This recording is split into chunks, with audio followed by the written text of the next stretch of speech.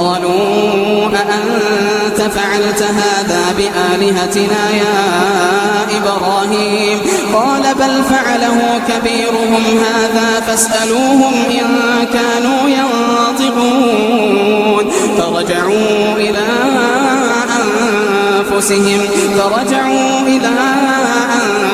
أنفسهم فقالوا إنكم أنتم الظالمون ثم نكسوا على رؤوسهم لقد علمت ما هؤلاء ينطقون قال أفتعبدون من دون الله ما لا ينفعكم شيئا ولا يضركم أف لكم ولما تعبدون من دون الله أفلا تعقلون قالوا حرقوه وانصروا آلهتكم إن كنتم فاعلين قلنا يا نار كوني بردا وسلاما على